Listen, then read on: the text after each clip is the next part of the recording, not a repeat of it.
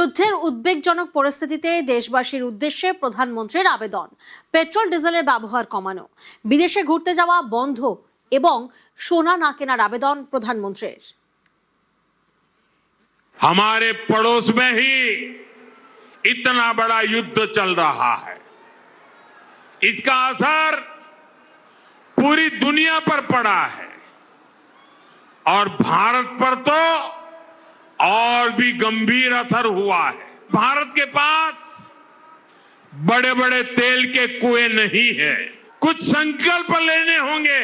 हमें petrol diesel का उपयोग कम करना होगा, ज्यादा से ज्यादा मेट्रो में ही जाएंगे। हमने कोरोना के समय में वर्क फ्रॉम होम की, ऑनलाइन मीटिंग्स की, उन व्यवस्थाओं को हम फिर से शुरू करें।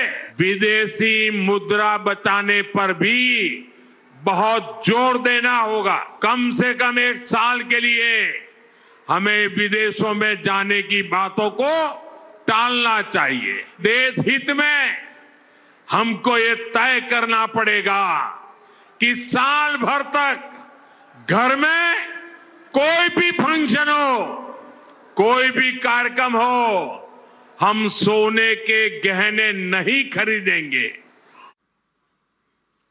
আর এই মুহূর্তে আমরা যোগাযোগ করতে পেরেছি অর্থনীতিবিদ শৈবাল করের সঙ্গে।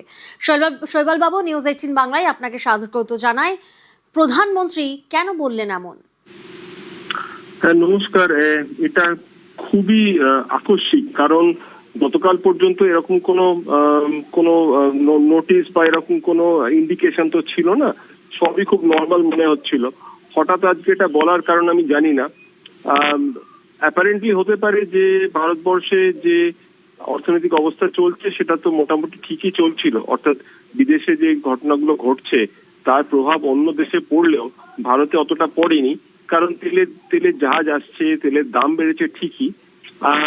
তেলের যদি কোম্পানিগুলো লস করে তেল বিক্রি করে, তাহলে কোম্পানিগুলোর কাছ থেকে দাম বাড়ানোর একটা আবেদন আসবে এবং দাম বাড়বে বাজারে।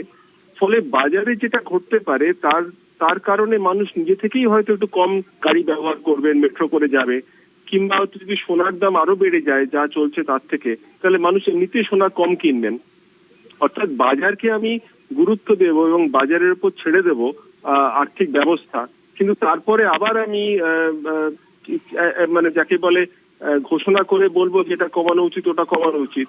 এই দুটোর মধ্যে কিন্তু একটা রিকনসিলিয়েশন করতে হবে, মানে দুটোই একসঙ্গে চলতে পারে না। একটা হতে পারে যে বাজারে বিশ্বাস করি না, কমপ্লিটলি সরকারি নিয়ন্ত্রণে বিশ্বাস করি, তাহলে এই কথাগুলোর যুক্তি আছে, কথাগুলোর মূল্য আছে। কিন্তু যদি বাজারে বিশ্বাস করি এবং বাজারকে আমি সুপ্রিম বলে তেলের দাম থেকে শুরু করে সবকিছু তার নিয়ন্ত্রণে ছেড়ে দিই, তাহলে তো মানুষ সেভাবে ডিসাইড করবেন তার কি করা উচিত।